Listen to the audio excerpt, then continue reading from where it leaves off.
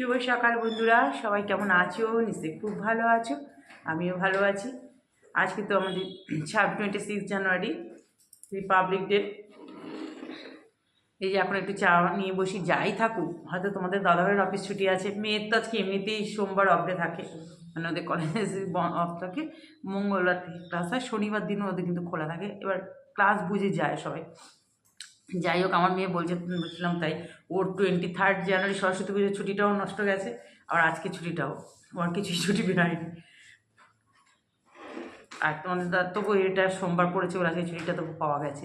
কিন্তু আমাদের কিন্তু জীবনে কোনো ছুটি নেই, তাই না? আমাদের রিপাবলিক ডে, নেতাজি পার্টি সব সমান আমাদের। সেই সকালবেলা উঠে কর্ম করা শুরু হয়ে যায়, সেই চা ঠা ব্রাশ ট্রাশ করা হয়ে গেলে, চা ঠা খেয়ে গেলে, তারপর থেকে যে শুরু হয়ে যে অলরেডি ওদের বাবা মেয়ে ওরা অল্প করে ভাত খাবে টিফিনে। মেয়েটারও শরীরটা কালকে রাত্রে থেকে একটু খারাপ করেছে, ওই জন্য ভাত বসিয়ে দিয়েছি। আর অল্প এখন বসছি, আবার করতে হবে, ওগুলো ঠান্ডা হয়ে যাবে, ওগুলো তো আর খাওয়া যাবে না। আর একটু হালকা করে একটু ডাল করছি, একটু ভেজে দেবো আলু ঠালু। আমি তো সকালবেলা ভাত টাত খেতে পারি না। আমার জন্য কালকে তো লুচি করা ছিল, মা খাইয়ে রয়েছে, বার করে রেখেছি, দেখি ইচ্ছে হলে করবো। কী বলতো, একার জন্য ইচ্ছা করে না সবসময়, কিন্তু না করে করে না আমার টিফিন ঠিকমতো না খেয়ে ঘুরে শরীর খারাপ হয়ে যাচ্ছে। মানে এত তো পরিশ্রম করতে হয়, বসে বসে তো থাকি না সারাক্ষণ। চলো সঙ্গে থাকো, দেখতে থাকো। আর আজকে জানো তো, ঘুরে মনে হয় ঠান্ডাটা আসছে নাকি কি জানি, সকাল থেকে একটু হালকা হালকা হাওয়া দিচ্ছে, সেরকম রোদের তেজটা এখনও ওঠেনি। চলো সঙ্গে থাকো। তারপর দেখো, তোমাদের তো বললাম যে অল্প করে ভাত আর একটু ডালটা বেশি করে বসিয়েছি, ওটা হচ্ছে। আমি এই সুযোগে দেখো, মানে কাজ তো আর থেমে থাকবে না। তোমাদের বললাম না যে আমাদের তো আর ছুটি চাটা নেই, আমাদের তো কাজ করতে হবে, আর আমার কাজ তো আমাকেই করতে হবে। এই খাটের এখানটায় না বক্সে এই জায়গাটা মানে ডিজাইন আছে তো, খাপে খাপে না ভীষণ ধুলো ঢুকে যায়।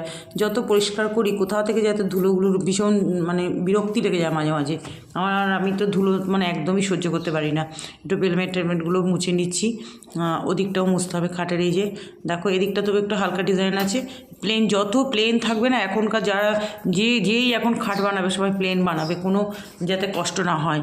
খুব ডিজাইন থাকলে কয়েক খাপেও দেখে যে ডিজাইনগুলো যে রয়েছে, এত নোংরা ঢুকে, যেগুলো পরিষ্কার করা যায় না, তো হাত পাওয়া যায় না ওগুলোতে।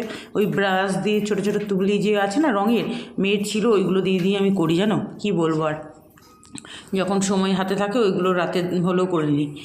এবার দেখো, খাট পাট তো একটু মুছলাম, আলমারি টালমারি বেডরুমে যা যা ছিল সব মুছে নিলাম। ওই একদিন করেই মুছি, আজ বেডরুম, কাল ডাইনিং রুম, এরকম করে করে কোনো দিন ওর মেয়ের ঘরটা করি, এইভাবেই করি। তারপরে দেখো, আর মেয়ের ঘরে ওই রান্নাটা রাখা আছে, ওখানে বক্সের ওপর ওদের আলতো ধুলো পড়ে যায়। ঘর টারগুলো একটু ঝাড় দিয়ে নিচ্ছি। বেশ এখন জানো তো রোদ উঠে গেছে বেশ, তখন যখন খাট ফাট পরিষ্কার করছিলাম তখনই বেশ ভালো রোদ উঠে গেছে। একটু দেরি করে উঠলেও রোদটা উঠে গেছে। আর দুপুরবেলা তো মানে ভয়েস ওভারটা পরে দিচ্ছি, দুপুরবেলা তো সাংঘাতিক রোদ, মানে কি বলবো, পুরো গরমকাল যাকে বলে, একদম মনে হচ্ছে পুরো গরম পড়ে গেছে। যে সকালে একটু হাওয়া দিচ্ছিল তো ভোরের দিকে, ওই জন্য একটু সকালটা একটু ঠান্ডা ঠান্ডা লাগছিল।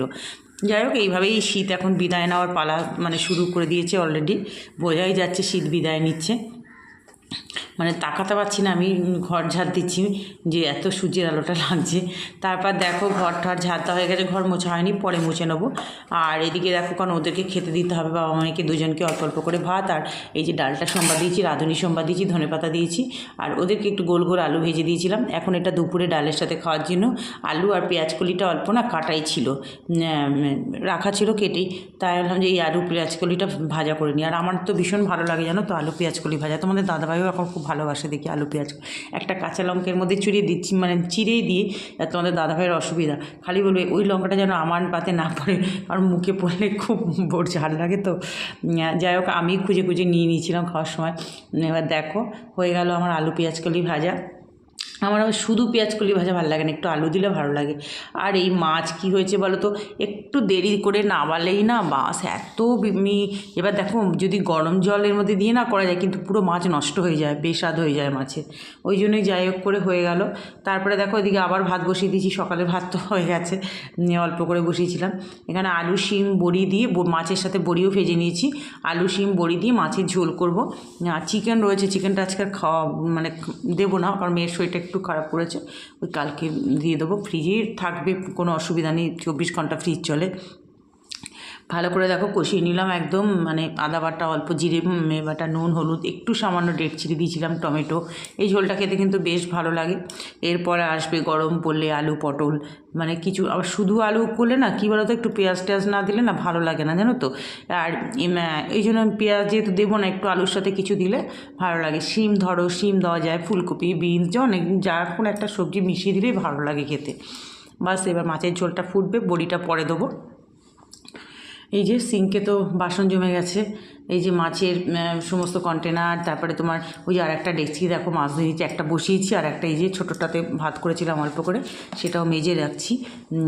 কারণ এখন বড়টাতেই করলেই সুবিধা হবে আমার, ওই জন্য এই ছোটোটাতে আমি না, ছোটোটাতে করবো না, বড়টাতে করি, এই ছোটোটা রেখে দিই এখন। তারপরে দেখো এই যে মাছের ঝোল তো এদিকে হচ্ছে, আর একটা একটা করে আমি বাসন মানে মেজেই নিচ্ছি। আর এই যে গ্যাসটা মনে হচ্ছে একটু ফুরোবার সময় হয়ে গেছে, ওই জন্য না অন্য কোনো কিছু মানে ইসে হয় না, করাতে হয় না, অন্য কিছু বাটি বসালেও হবে না, শুধু স্টিলের এই ভাতের বসানোর জায়গাগুলো একটু লালচে মতো হয়ে যাচ্ছে দেখি। এটা অনেক দিন থেকেই আমি দেখেছি, কেন হয় জানি না, এর কোনো কারণ খুঁজে পাই না আমি যে কেন এটা হয়। একটু দেখো মাছের ঝোলটা আবার নাড়াচাড়া দিয়ে আবার এদিকে চলে আসলাম, বাসনগুলো মাজা হয়ে গেছে, একটা একটা করে সব ধুয়ে নিচ্ছি। আর কি বলো তো, জমে গেল তো খুব কষ্ট হয়, তোমাদেরকে বলি, আমি সিঙ্কে একদম বাসন জড়ো করে রাখতে না পছন্দও করি না, কারণ আমার কাজ তো আমাকেই করতে হবে, আর একটু পরিষ্কারও থাকে, আর কাজ করতেও সুবিধা, কারণ আমি তো কড়া ধুয়ে ধুয়ে রান্না করি, নাহলে তো কড়াতে আবার দাগ পড়ে যায়। আর ওই জন্য এবার যদি সিঙ্কটা ভর্তি থাকে আমি কড়াটা ধুতে পারবো না, কড়াটা ধুতে তো ধরো ধোয়া যাবে উঁচু করে সারাশি দিয়ে, কিন্তু ওই যে তেলের জলগুলো তো অন্য বাসনে পড়ে যাবে, ওটা আরও বিচ্ছিরি হয়ে যাবে। বাসনগুলো তো দিকে বাসনগুলো ধোয়া হয়ে গেলে, এদিকে দেখো মাছের ঝোলও হয়ে গেছে, ধনেপাতা দিয়ে দিলাম, একটু ঝোলই করলাম মাছের, কারণ দুপুরবেলা আর মানে ওরা ডাল, যদি মেয়ে তো খাবেই না ডাল, আর একবার খেয়েছে, ওই জন্য একটু ঝোলঝোলি করছি দুবেলার জন্য। এদিকে দেখো রান্নাটা হয়ে গেল, সিম্পল রান্নাই করলাম। আর আমারও খুব একটা ভালো লাগে না সব সময় রান্না বান্না একই ধরনের কাজ যেন করেই যাচ্ছি 365 দিন, আর কি বলবো। এবার দেখো গ্যাস ট্যাস ভালো করে মুছে নিলাম।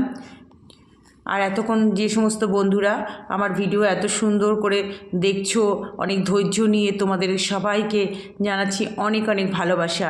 আর যারা আমার চ্যানেলটা এখনও সাবস্ক্রাইব করে উঠতে পারোনি, প্লিজ প্লিজ একটু সাবস্ক্রাইব করে আমার পাশে থাকো। আর যারা অলরেডি সাবস্ক্রাইব করে দিয়েছো তোমাদের জানাচ্ছি অনেক ধন্যবাদ। এইভাবেই তোমরা আমার পাশে থেকো, আর ফুল ওয়াচ করে একটু ভিডিও দেখো, তাহলেই ভালো। আমি কিন্তু সবার ভিডিও কিন্তু যাদের দেখি পুরো ফুল ওয়াচ করে দেখি, তোমরা সুন্দর সুন্দর কমেন্টস করো আমাকে, আমিও তোমাদের পরিবারে গিয়ে সুন্দর করে পুরো ভিডিওটা ওয়াচ করে আসবো, কমেন্টস করে আসবো। চলো এবার কাজ করে নিই। হয়ে গেছে, আজকেও সোমবারও দেখো বেশ জবা ফুল পেয়েছি।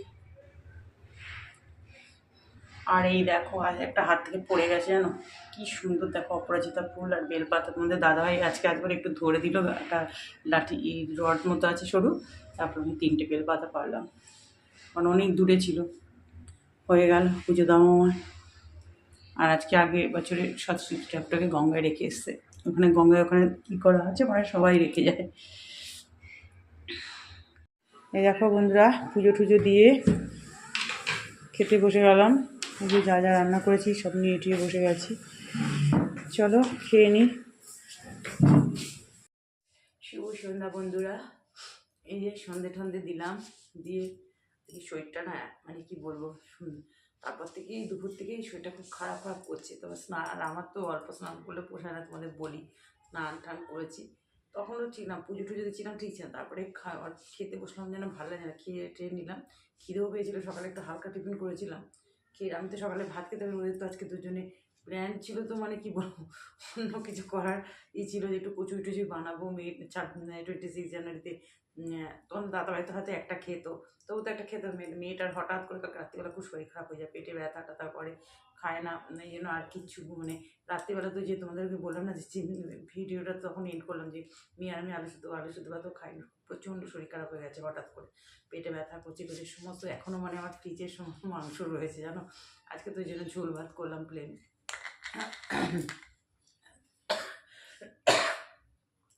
মেয়ের এখন দেখছি আবার জ্বর এসছে, এখন বললাম জল বিস্কুট খেয়ে প্যারাসিটামল খাওয়াবো, এবার ওকে কে কাকে দেবে, আমার দুপুরবেলা তারপরে ছাদে একটু দাঁড়িয়ে আছে, আজকে না খুব একটা কাছাকাছিও কিছু করিনি, অল্প 2-1 করে ছেড়ে দিই, সব মেশিনে ভরা আছে, ভালো লাগছে না কিছুতে, আর খুব একটা বেরোনো তো হয়নি।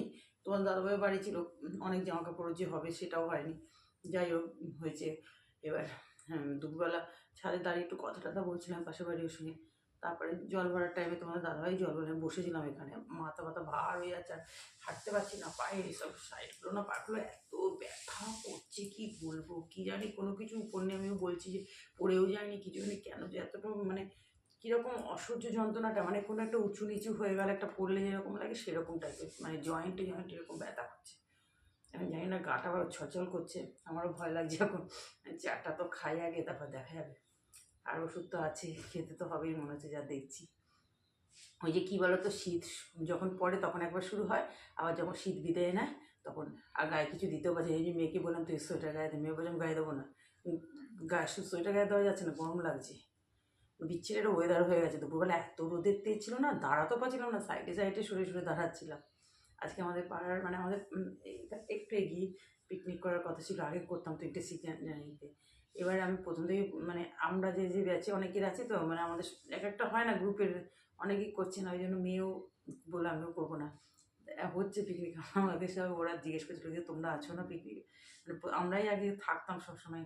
আনজি না আনজি ভাগ্যিস করিনি, কারণ আমার ঘরে আমার মেয়েরও শরীর খারাপ, আমারও শরীর খারাপ। আর তোমাদের দাদাভাই তো, আমি তাও বলেছিলাম তোমার দাদাকে যাও তুমি যাও, আমার মেয়ে তো যাবে না, মেয়ের কেউ নেই, গ্রুপের বন্ধুরা কী করছেন। আনজি যে আমি যাবো না, তুমি যাবো বলছি, মাথা খারাপ, তোমরা তো যাবে না, আমি কী করতে পিকনিক করবো, আমি তো এমনিতেই এইসব খেতে আমার ভালো লাগে না। আর কী করা যাবে। আমি তাই ভাবছি যে আজকে ইমা বলছিলাম ভাগ্যিস মানে বাদ সরে গেছি, যাইনি। দেখো শরীরটা না মানে কি বলবো, কী যে শুরু হয়েছে। যার চাটা খুব ভালো হয়েছে। চলো বন্ধুরা, আজকে আর কথা বলতে ভালো লাগছে না, চলো আজকে ভিডিওটা এত পর্যন্তই। সবাই ভালো থেকো, সুস্থ থেকো। যে যেখান থেকে ভিডিওটা দেখছো একটু ভালো লাগলে লাইক দিয়ে দেখা শুরু করো, আর তোমরা একটু স্কিপ করে কেউ দেখো না, পুরো ফুল ওয়াচ করে দিও। আর যারা নতুন বন্ধুরা আছে একটু সাবস্ক্রাইব করে পাশে থেকো। টাটা।